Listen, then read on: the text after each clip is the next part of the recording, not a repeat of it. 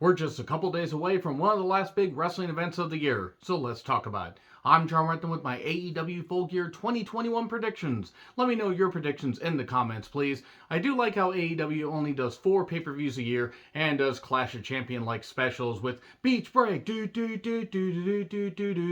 is coming and all that and everything. They have some themed shows for Dynamite and may do that for Rampage in the future. But the whole point is they keep their pay-per-views special. And I can't say I'm excited for every single match on this show. And you could say that really about any pay-per-view because some feuds will appeal to other fans more than they do the vast majority. Some may say, oh, this is going to be great. And other fans may be like, and that's kind of how I feel about a couple of them. But that being said, some of these matches do have the potential to really steal the show, and a couple of these matches could be just knockdown, drag-out fights. There could be some really good wrestling on this show. So, considering that Dynamite just happened, a couple matches got added, like the buy-in match. It's Nyla Rose with Jamie Hayter taking on Thunder Rosa and Hikaru Shida. I love Thunder Rosa, one of my favorite wrestlers, and pretty much my favorite wrestler of 2021. And one of my favorite wrestlers of the last decade. She's fucking tremendous, incredible athlete. Hikaru Shida, she's very good as well. I like Nyla Rose. Jamie Hayter has the potential to rise up and be a big star in AEW. She's done some good work in other promotions. But considering all these women are part of the TBS tournament, I just wonder what the fuck they're doing, why they didn't just make this a 6-woman tag, put Rebel on the heel side so she would obviously take the pin. Maybe they thought that'd be too obvious, but it's the buy-in. You're supposed to entice people to watch and, potentially buy the pay-per-view. I already bought it, and I hope you guys buy it as well. $50 a pop 4 times a year for U.S. customers, not the worst thing in the world. I have Thunder Rosa and Hikaru Shida getting the victory. I think Jamie Hayter is going to take the pin because I don't see Jamie Hayter doing much more than like winning a couple matches and then losing something big and being the henchwoman for Britt Baker for the time being before she gets a bit of a push. Thunder Rosa and Hikaru Shida will take it here to send the crowd into a frenzy as we go towards the pay-per-view. And then we have the Inner Circle, which is, America First team, if you will, of Jericho and Hager with Sammy Guevara and Santana and Ortiz taking on the Men of the Year, Sky and Ethan, along with American Top Team. I apologize for screwing that up. Junior Dos Santos, Orlovsky, and Dan Lambert, the Sheepish Lion Dan Lambert, Minneapolis street fight, and I haven't cared about this feud at all. Inner Circle's going to win. Dan Lambert's likely going to take the fall. I wouldn't be surprised if they try to do a blood and guts match out of this and just, extend that and have that happen at Revolution or have that happen at Winter is Coming because they just can't let some feuds go. Fozzy can't go on tour soon enough, so Jericho is off of television. I don't think it's going to be the worst thing in the world, but I haven't really cared for this feud, so I'm going to probably be kind of just half paying attention to this, hoping that Sammy, Santana, and Ortiz steal the goddamn show. So we have Pac and Cody versus Andrade and Malachi Black. Now, this is a bit of a toss-up in all honesty because considering that Cody just got, a win over Malachi recently, you're thinking they might actually try to have Pac and Cody get the victory. I think what's going to happen is Malachi and Andrade are going to do some mist action. Malachi is going to hit the mist. Andrade is going to hit the mist. His mask is going to hit the mist. G.I. Jose is going to use a tablet to have a mist app because mist apps apparently exist. And no, I'm not talking about the game Mist. It's going to be mystifying action. And that's going to be it. Mist all around. The entire ground's going to be covered it's not going to be red mist like all the women just, had their time of the month. They're all synchronized. And wow, that's really gross. There's going to be some kind of mist and big schmoz action. And Malachi and Andrade are going to get the victory.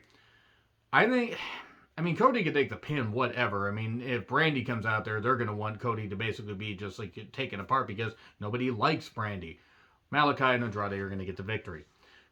Christian Cage and Jurassic Express. JX, as I'm going to call them, because I just want to sound really hip, and even though I'm at the age where I could probably break a hip, only 40, but still, Jungle Boy and Luchasaurus, aka Jungle Boy, oh, taking on the Super Elite, Adam Cole, baby, and the Young Bucks. How they're going to be dressed, who the fuck knows? Adam Cole feels like just another guy now. I know the whole point is going to be when Kenny Omega loses a championship, Cole's going to take the Elite away from him, and he's going to be out on his own. And then he's going to have to make it after all. So I think what's going to happen, though, is Fish is going to be worked into this, considering Rampage hasn't happened yet. Fish and Jungle Boy are going to have a match. Fish is going to soften them up enough where either Jungle Boy or Christian Cage are going to take the fall here. And by the way, it is a Falls Count Anywhere match, so obviously they're going to end up on top of the goddamn arena, because of course. And then Kota Ibushi is going to show up and moonsault off of it, despite the fact he has a dislocated shoulder, so that wouldn't happen. But that would be a hell of a way to open the Forbidden Door by Kota Ibushi basically trying to die on pay-per-view. But it would be on brand for Kota. Whole point is, back to this match, Super Elite are going to get the victory. I have quite a few heels winning, and for this reason, because I think you're going to need to build up some heels to face off against a champion that's going to be crowned by the end of the evening, if they're smart. CM Punk versus Eddie Kingston. I think Punk will win. He has to win. He shouldn't take a loss. But if they wanted to do a double count out, double DQ or whatever, and just have it where it's just a big brawl and everything, felt really personal. Yes, it's a pay-per-view. You want to give them the whole enchilada. But if they just have it where it's big schmaz, big old, they're all just going like this and whatever. And I don't know why they would be going like that, because they wouldn't be hitting each other. They'd just be doing jazz hands. But what they could do is they could do just something where, like, after fighting and just laying into each other for 10 minutes or just fighting around, they get counted out and they build to a match on Dynamite to pop a rating. Now, sure, angle matches aren't the best thing to do on pay-per-views, but if they want to extend this feud, they could do it. They could do it. I don't know if I'd be that upset about it. But that being said, Punk should not take the loss, but they could really get some more mileage out of this one way or another. So Darby with Sting, not, Hobbs with Hook, but still just the same, versus MJF with Wardlow. Darby says that he is going to wrestle MJF and that, he's not going to let his anger get the best of him.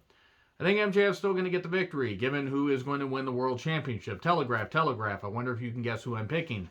MJF's going to win, but there's going to be stuff with, like, Shawn Spears getting involved and Sting and Wardlow and all that stuff. And I just think MJF needs... Yes, it would be Darby's second loss on pay-per-view in a row.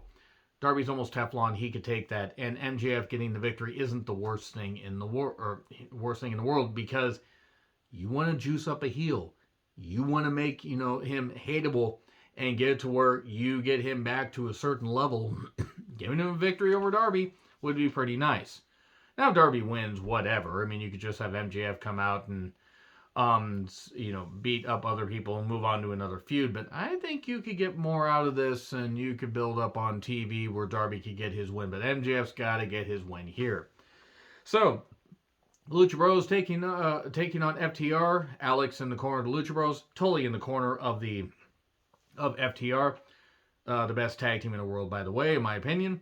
AEW Tag Team Championship match. I have FTR winning. Yes, it would cut the Lucha Bros' title reign, like, really short. I think they've only had it for just about 2 months. 2 months and 5 days. So it'd be 2 months and 8 days. I think All Out was on the 5th of September. But still, if Lucha Bros won, I'm not going to be upset. But it would be a nice wraparound story of FTR losing the titles 1 year ago at Full Gear, winning them back. And it would be a nice way to cement them. But yes, you would have to again sacrifice the Lucha Bros having a long title reign, but I got FTR winning. I'm not going to complain if the Lucha Bros win, as long as the match is good, as long as it makes sense. So we then get Bryan Danielson versus Miro for the, it's a World Title Eliminator Finals match. It was supposed to be Jon Moxley versus Bryan Danielson, but best wishes to Jon Moxley, easy for me to say, in his recovery, however long he needs to take to get his life in order. Wrestling comes second. As long as he gets his life in order, that's what matters.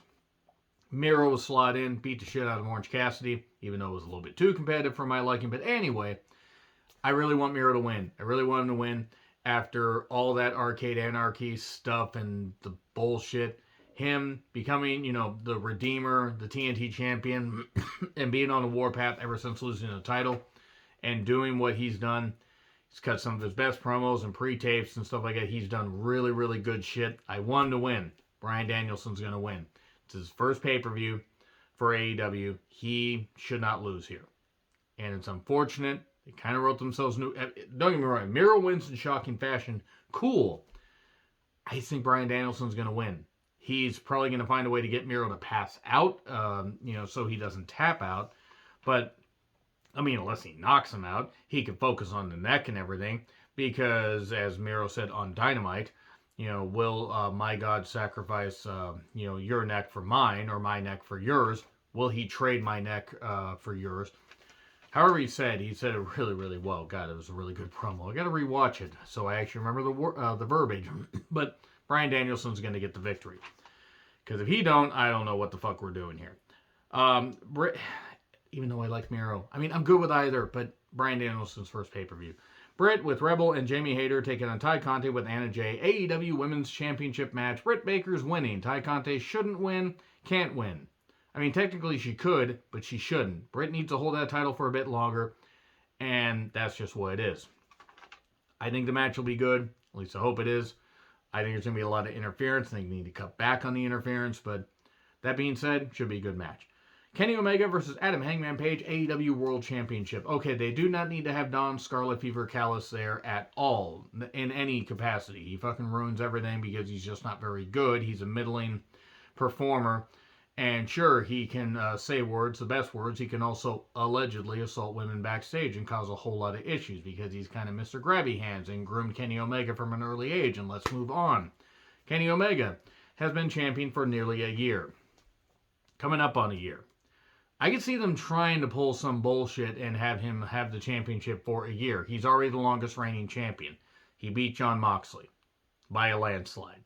I mean, Jon Moxley held it from Revolution 2020 to Winter is Coming, and that wasn't even quite 10 months. He held it a while. Kenny Omega surpassed that.